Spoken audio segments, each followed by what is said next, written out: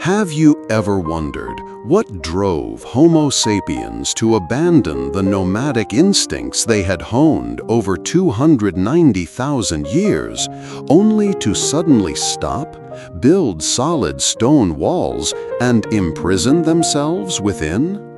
We call it home, but could it be the dawn of an eternal cage of civilization? Throughout the trajectory of our evolution, the lives of our ancestors was a sweeping ballad of movement. It was a journey of small groups, never exceeding 150 individuals, skilled hunter-gatherers who strode freely across continents, unbound by borders or any concept of territorial ownership. Life followed the rhythm of the seasons. There was no hoarding, no pressure, a minimalism so extreme it defined their existence. Then, the agricultural revolution struck like a seismic upheaval. Agriculture did not bring the leisure we intuitively imagine. On the contrary, it was a bitter miracle disguised as food surplus. For the first time in human history, humanity possessed the capacity to produce more than what could be consumed in a single day. Yet this accumulation was our first sweet trap. It tethered us to fixed patches of earth to protect our yields. From this moment, the concept of ownership was born, marking the end of an era defined by free-roaming existence. However, food surplus did not lead to a life of ease. Instead, it triggered a demographic explosion unprecedented in evolutionary history. As food sources stabilized, family sizes ballooned, forcing small villages to swell into dense settlements. Thousands, then tens of thousands of mouths to feed began to crowd into confined spaces. We were witnessing the birth of the first cities, but they were not paradises. They were massive machines of coordination. When the population surpassed the magic number of 150, Dunbar's number, the biological limit to the size of a social circle a human brain can maintain, traditional social structures built on personal familiarity and internal trust began to collapse. Ancient humans suddenly became strangers standing side by side. How could thousands of strangers coexist and cooperate without slaughtering each other over trivial disputes? That was the existential crisis at the root of civilization. The city, therefore, was not merely a place to live. It was a social entity born to manage population density, a structure of power imposed upon human psychology and identity. We built our own walls, only to realize that those very walls had redefined the nature of humanity forever. Is the modern city a great leap forward, or merely a more sophisticated version of the cage fashioned 10,000 years ago?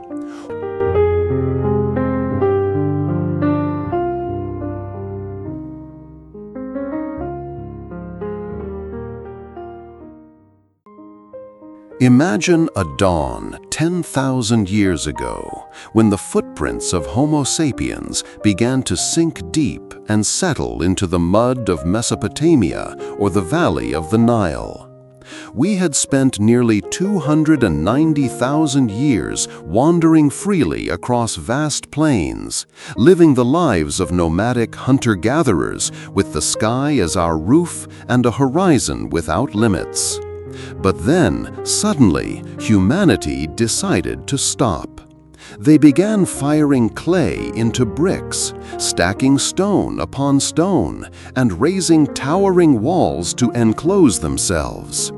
They called it a home, but from a deeper perspective, it was the origin of the cage of civilization.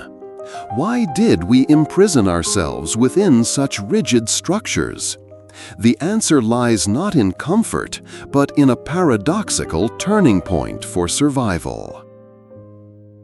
When we stopped moving, we did not stop merely in a geographical sense. We halted our natural evolution to embark on a process of forced social evolution.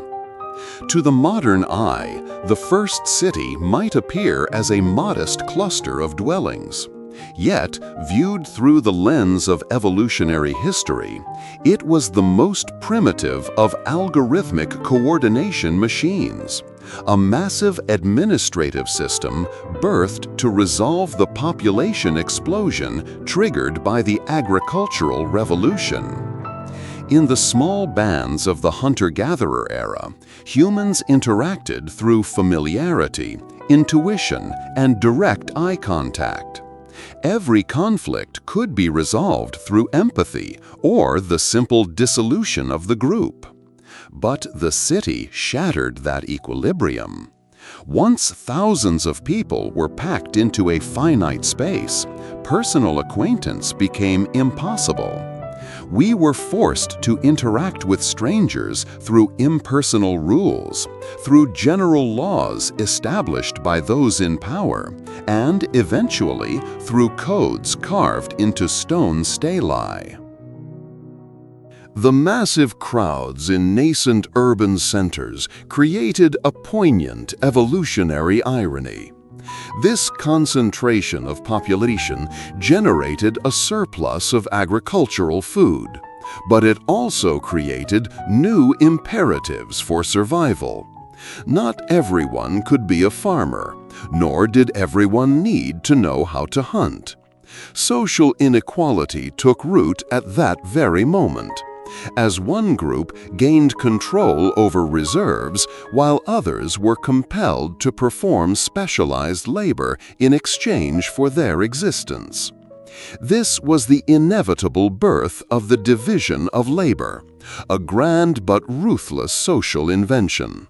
It transformed Homo sapiens from multi-skilled individuals, masters of survival in the wild, into specialized cogs in a gargantuan machine.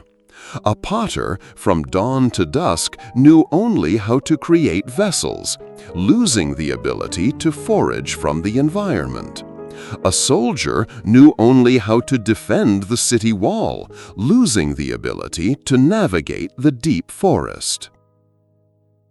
Once labor was fragmented into specialized shards, society began to form a web of mutual dependence so complex it was frightening. The farmer needed the blacksmith for tools. The blacksmith needed the priest to soothe anxieties about natural disasters. The priest needed the warrior to protect the temples. And the warrior needed the farmer to provide food. No individual in this urban machine could survive if severed from the system. We traded the absolute freedom of our ancestors for the safety of dependency. This was the transition from a free biological pack to a social superorganism. A place where each individual serves merely as a cell within a larger body politic.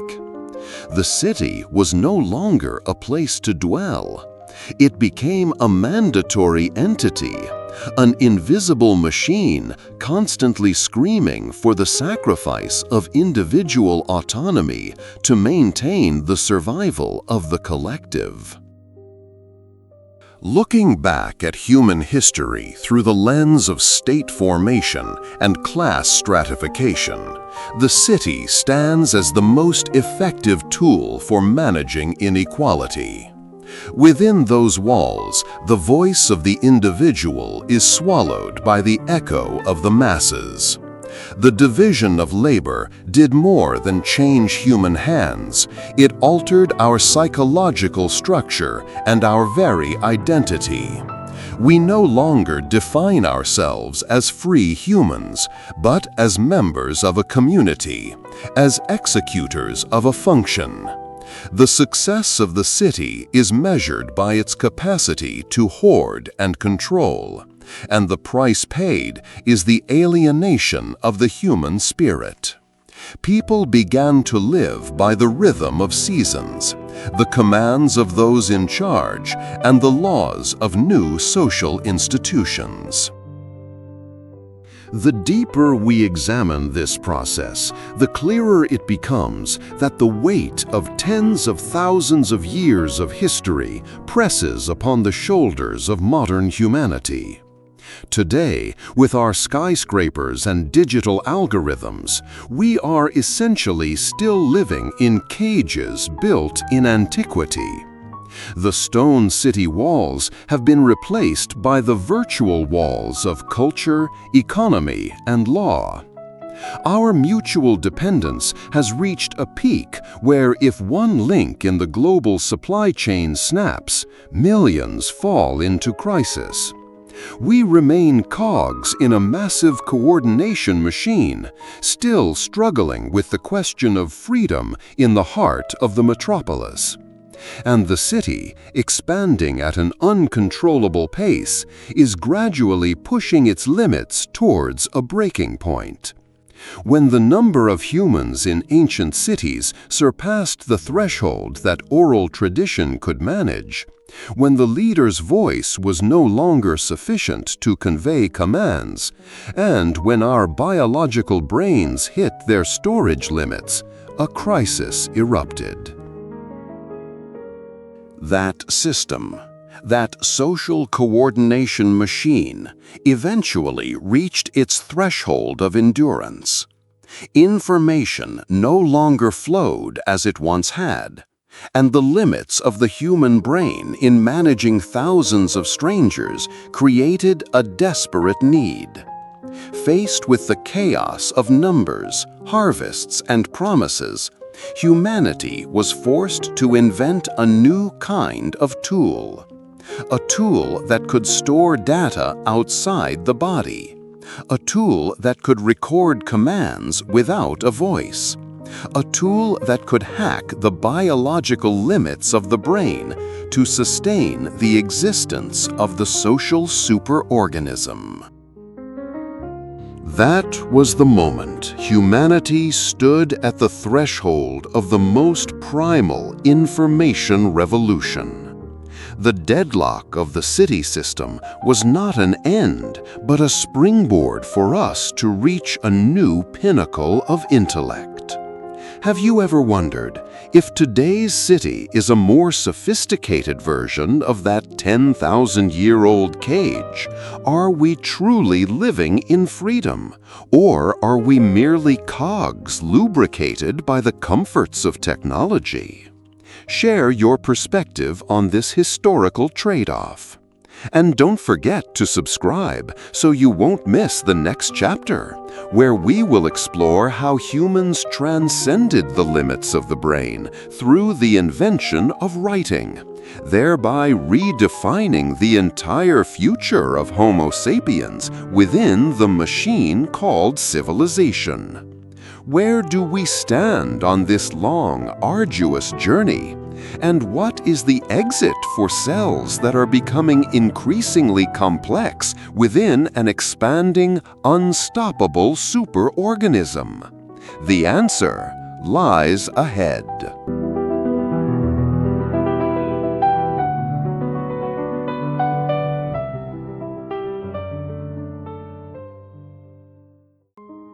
The entire future of the Homo sapiens species is entangled within the machinery we call civilization. Where do we stand in this long, arduous journey? And what is the escape route for cells becoming increasingly complex within a superorganism that continues to expand without limit? The answer lies ahead, buried deep beneath the sediments of time, where the first seeds of power were inadvertently sown alongside the heavy heads of wheat. When Homo sapiens chose to abandon the unfettered freedom of the wanderer, they did not merely exchange it for the stability of settlement. They unwittingly opened a Pandora's box of rigid social structures. The accumulation of resources in the form of wheat and grain stored in vast granaries became the life or death heart of the city. These storehouses were not simply containers for food. They were the pillars supporting the existence of the gathered masses. When food ceased to be something foraged daily and became concentrated property, it immediately demanded guardians, accountants, measurers, and distributors. This pragmatic necessity created a fissure in the egalitarian fabric that had defined humanity for tens of thousands of years.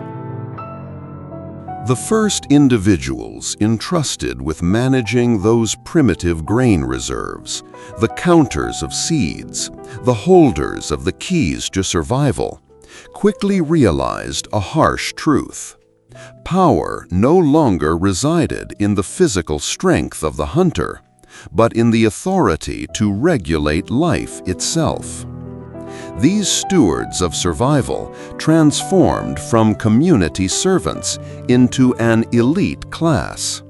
This was the birth of the first kings, who sat atop the hierarchy, looking down at the masses below, not as fellow hunters, but as human resources to sustain the system. This primitive administrative structure reshaped the entire human psyche, turning communal sharing into a conditional transaction. Power, once established and held, carries an intense survival instinct. It constantly seeks to protect and legitimize its own existence. No power remains stable for long without a network of rules. Thus, harsh legal systems were born.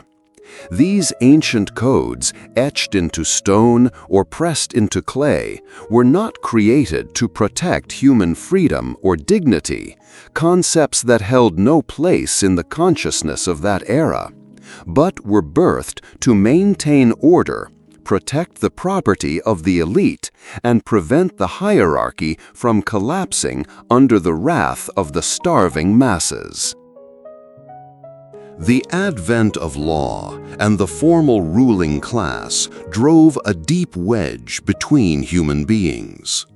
While survival during the hunter-gatherer era depended on fluid cooperation and absolute equality among members, in the first cities, social inequality became an inherent trait, an inseparable part of civilization. Those in power possessed the largest homes, the most fertile fields, and the authority to decide who would eat and who would suffer hunger. The distance between people was no longer measured by goodwill or wisdom, but by the walls separating the rich from the poor, and by the impenetrable barriers of law. The memory of the egalitarian freedom of prehistoric times gradually grew distant, like a dream buried beneath the foundations of ever-expanding cities. Reflecting on the history of evolution, we encounter a painful paradox. We invented the city to escape the precariousness of nature, only to imprison ourselves within the social structures of our own creation. We have turned ourselves into cogs in a massive administrative machine. And this machine, with its relentless population growth, is becoming increasingly overloaded. Ancient cities, once small clusters of people, expanded to the point where the human voice, the direct call between individuals, could no longer effectively transmit commands across social strata. The biological brain, designed to connect with a few dozen people in a small group, hit its storage limit when faced with the thousands of complex relationships, financial transactions, power hierarchies, and tangled rules of a society operating beyond the control of primitive instinct. The deadlock of the system is now visible before our eyes. We stand at a junction where oral language and biological memory have become powerless. The machine of civilization has begun to fracture under its own weight. It demands something novel, an external tool capable of storing information outside the skull, a form of coding that can maintain order when the physical presence of a leader is no longer a prerequisite. This urgent need to invent a form of extrasomatic data storage was not merely an option, but a vital necessity to prevent the collapse of the entire hierarchy. This was the threshold of a primitive information revolution, where the first characters inscribed on clay tablets were about to change forever the way we govern reality. But before turning that page of history, let us pause for a moment of self-reflection. Is modern urban life, with the glittering conveniences we currently enjoy, truly a great leap forward for freedom? Or is it merely a more sophisticated, polished version of the cage built 10,000 years ago? When we take pride in the development of the city, are we truly mastering the machine? Or are we merely cells struggling to adapt within a giant body that we have inadvertently cultivated? Perhaps looking back at the journey of our sapiens ancestors who traded the vast open sky of freedom for the safety of city walls, have you ever wondered, if a sapiens from 10,000 years ago were to step into our world today, would they see us as freer?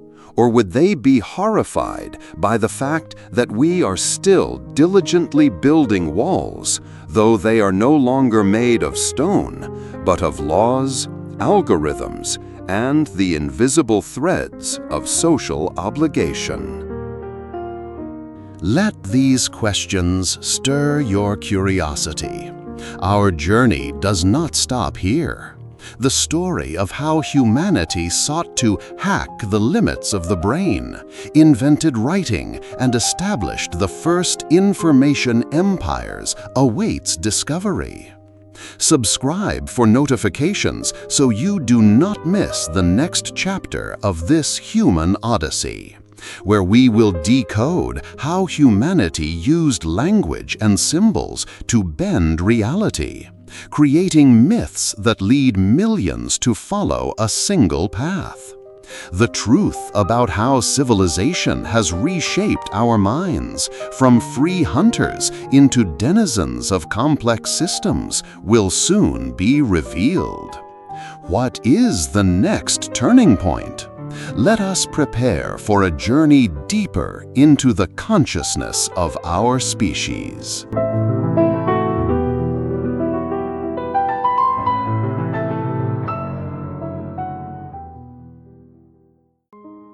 The towering stone gate was far more than an inanimate architectural structure. It was the fragile boundary between two universes of existence. Imagine a Homo sapiens crossing that threshold. Behind them lay 290,000 years of endless journeying, where the vast sky served as their roof, and freedom of movement was a survival instinct etched into every fiber of their DNA. Yet, upon stepping inside, they entered into a brutal pact with human history. They traded their safety from the sudden onset of famine and the fangs of predators for a heavy price: the loss of the liberty that had been the very breath of their species. From that moment on, their lives no longer belonged to them. They were bound tightly to the rhythm of the seasons, the mandates of the ruling class, and the survival of the stone walls that enclosed them. This was the genesis of the civilizational cage, where the concept of home was no longer merely a place of shelter, but a form of confinement defined by fixed geographical boundaries. The abandonment of a nomadic lifestyle triggered a profound psychological shock in our evolutionary trajectory. For tens of thousands of years, the cohesion of a human group had been rooted in absolute trust and the shared burden of existence. But as population density within the city exploded, that cohesion shattered. In its place, a painful paradox emerged. The closer humans became physically, the more distant they grew spiritually. The primordial drive for survival, once focused on foraging and the propagation of the species, was now replaced by a new obsession: social status. In early urban societies, an individual's value was no longer measured by their mastery of the hunt or their intimate knowledge of nature, but was tethered to an invisible hierarchy. Who were you in this city? Were you of the ruling class, a craftsman, or a member of the laboring underclass? This race had no finish line. Social inequality, born from the very accumulation of resources that agriculture enabled, turned humans into slaves of their own identities. People began to view themselves through the lens of relentless social comparison. The fear of being left behind, the envy of material possessions, and the pressure to conform to artificial cultural norms became psychological shackles weighing heavily upon every individual. We began to live in the stifling atmosphere of social expectations, where each person became a minor component in a colossal coordinating machine designed to maintain the stability of this new order. It was not only the mind, but also the physical bodies of our ancestors that bore the heavy scars of urban civilization. Anthropological and bioarchaeological studies of skeletons from the early state formation period tell a tragic story that stands in stark contrast to assumptions of progress. Departing from the diverse diet of the hunter-gatherer, the urban dweller's nutrition narrowed dramatically, relying primarily on a few mundane cereal crops. This led to chronic malnutrition, skeletal deformities from grueling labor, and a deficiency in essential micronutrients. Furthermore, the concentration of people in cramped environments with minimal sanitation transformed the first cities into massive reservoirs for disease. Thousands of years of evolution, which had forged the hunter into a resilient and robust individual, were suddenly undermined by the ravages of infectious diseases originating from domesticated livestock and urban waste. Archaeological evidence reveals a marked decline in average height, lower bone density, and a high frequency of pathological markers in the skeletons of urbanites compared to their hunter-gatherer predecessors. One could say that the birth of the city reduced human life expectancy and natural vigor, a steep price to pay for so-called settled life. Humans built sturdy walls to protect themselves, but those very walls became obstacles, trapping them in a cycle of disease, dependence on harsh agricultural cycles, and rigid class hierarchies. Looking back at this journey, we see a haunting contrast. Outside the city walls lay a wild world, fraught with danger, yet one where humans were independent masters of their own destiny. Inside the walls was a controlled environment, safer from the elements perhaps, but riddled with inequality, psychological pressure, and new health risks. The city, from its inception, was not merely a physical space, but a massive coordinating machine. It was born not to liberate humanity, but to manage population explosions, permanently reshaping the collective psychology, identity, and power structures of our species. Here, human history reached a systemic impasse. The city continued to swell, far exceeding the management capacity of biological brains still evolving at the pace of the Pleistocene. When the size of a community exceeds 150 people, the threshold Dunbar suggests as the limit for stable social interaction, human speech, direct commands, and simple memory are no longer sufficient to transmit and store information in a complex society. The biological brain had hit a storage ceiling, and the cage of civilization began to tremble under its own weight. The system had become too cumbersome and too complex to operate through oral tradition alone. A systemic crisis was poised to erupt, and the need for a new form of encoding, an extrasomatic tool to store data and enforce order, became desperate. Humanity required something beyond the limitations of the brain to record history, property rights, and governing decrees. This impasse would lead to humanity's greatest invention and its most perfect instrument of confinement. Are you ready to see how our ancestors hacked the limits of the brain and officially brought an end to the era of pure memory? Do not forget to subscribe so you do not miss the next dramatic chapter on the birth of writing and how it reshaped the human consciousness. More than that, ask yourself, is the comfortable modern urban life you enjoy today merely a sophisticated, polished version of that same cage created 10,000 years ago? Or do you believe this is truly the greatest leap we have ever taken to escape the nakedness of nature?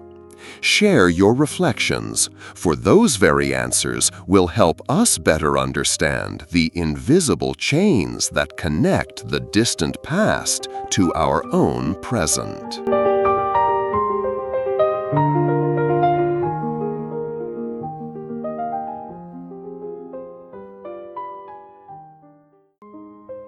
The tranquility of dawn in the first ancient cities never endured. As the first seeds were sown, as cattle were domesticated, and granaries began to swell, Homo sapiens inadvertently created a strange gravitational pull.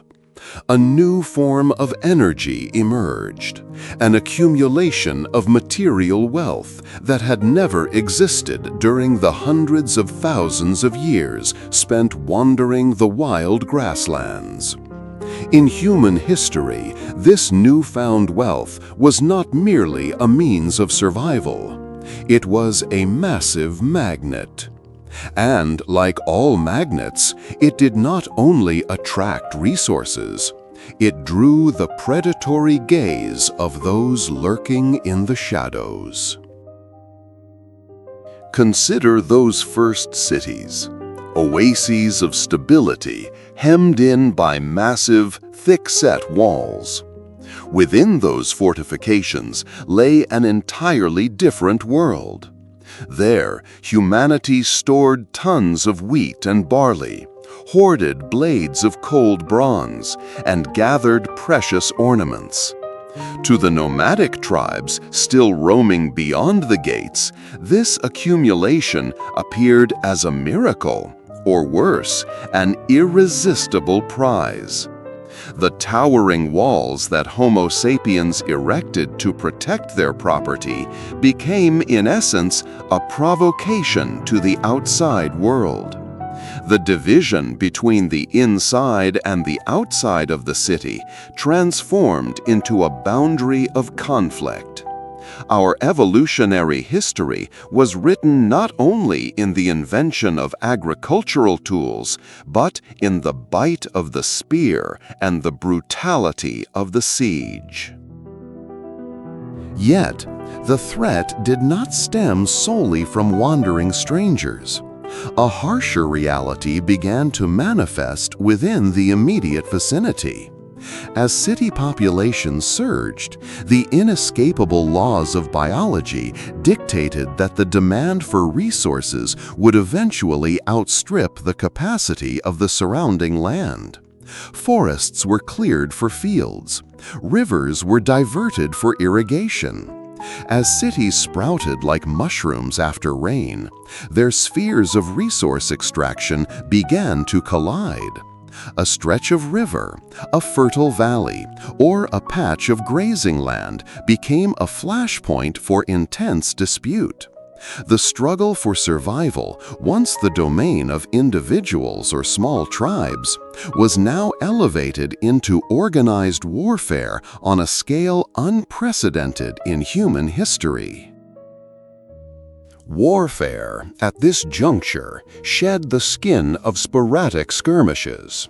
It evolved into a strategic political tool, an indispensable component of the city's operational structure. When a city sought to expand its influence, it did not merely extend its planting fields. It extended its capacity for dominance through force. This compelled leaders to make ruthless decisions, to invest heavily in the military, in professional armies freed from the plow, and in walls that grew ever thicker and taller. The nascent state was born from the necessity of coordinating the resources of war. Maintaining a standing army and constructing great defensive works required an administrative apparatus capable of collecting taxes, managing granaries, and commanding men. In this context, the city was no longer merely a place to dwell. It had evolved into a massive, coordinating machine, a power structure designed to manage population explosions and harness the energy of thousands into raw military strength. Paradoxically, it was within this crucible of war that civilization was most intensely forged. These conflicts did not only bring destruction, they acted as an evolutionary reactor. The pressures of war forced social systems to become more efficient and more sophisticated. Cities that could not defend themselves or mobilize resources with sufficient speed were devoured by stronger rivals. This process inadvertently created a form of social natural selection. Scattered settlements began to merge, whether by conquest or alliance, forming the first kingdoms and empires. Power became more centralized than ever before. Critical decisions were no longer debated in the small democratic circles of the tribe. They were proclaimed from palaces, new centers of power where monarchs held the fates of tens of thousands in their hands. The formation of the state was, at its core, a reaction to escalating social inequality. When a group of people gained control over the war machine and the distribution of resources, they naturally separated themselves from the rest of society. The class stratification that had begun to germinate during the agricultural revolution now calcified into a rigid structure. Farmers continued to toil in the fields, but the fruits of their labor were now surrendered to the city, used to sustain warriors, bureaucrats, and monumental architecture. This was the price of civilization, a price we have collectively agreed to pay across thousands of years of evolutionary history. Look at the relentless expansion of these ancient cities.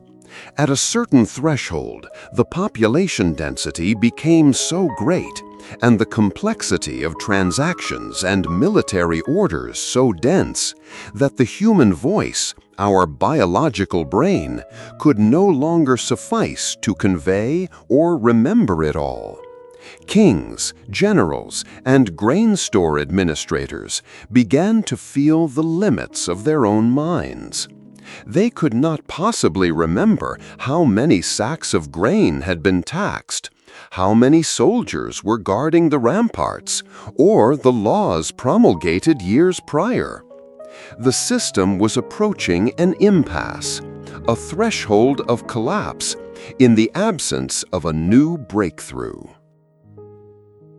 It was at this precise historical moment, when walls had reached their maximum height and armies had grown too large to be commanded by voice alone, that a desperate need emerged.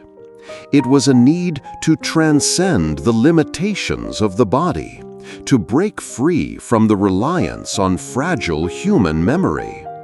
A new form of encoding, an external language of storage, began to coalesce out of the very necessity of managing the chaos of the city. This was not a fortuitous invention, but an act of intellectual resistance against the pressures of a civilizational machine that was beginning to spiral out of control. Standing at this threshold, are we truly moving forward, or are we merely running from the insecurity we ourselves created 10,000 years ago? Is the development of armies, kingdoms, and empires merely the next links in a cage of civilization, where the more humanity seeks to protect life, the more firmly it is imprisoned within rigid management structures? Every ancient city, no matter how great, was but a primitive experiment in a long journey to which we have yet to find the conclusion. The story of war and power does not exist only in archaeological records or inscriptions on clay tablets. It resides in how we organize modern life, in our political institutions, and in the secret anxieties of every individual in an urbanized society. What do you make of these walls? Have they truly vanished, or have they merely morphed into invisible boundaries, administrative procedures, and social institutions that shape your every action? And as our biological brains once again reach the limits of storage capacity in our digital age, are we standing before another revolution? A revolution where humanity does not merely hack the limits of the brain, but seeks to redefine reality itself? Do not rush to a conclusion. Let these questions settle like gold in the stream of history, and be prepared for the next chapter, where humanity begins to write the first characters to command the world, opening an era where orders could exist eternally, far outlasting the lives of those who created them. Your curiosity is the beginning of understanding, and perhaps it is the only key we have to see through the walls of the past.